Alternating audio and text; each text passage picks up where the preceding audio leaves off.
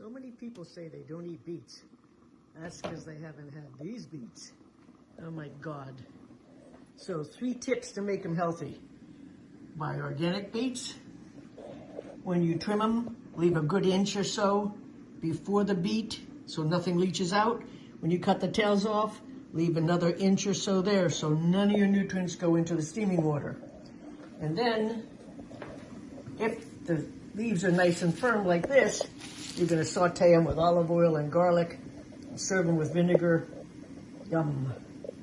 So, next I'm going to show you how after the beets are cooked, I shave them on the grater, toss them with sesame seed oil, salt and pepper of course, and then I top them with Nana Pia's balsamic glaze.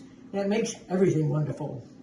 You will have people saying what I heard Sunday from my grandson's beautiful wife. I've never had beets before. These are delicious.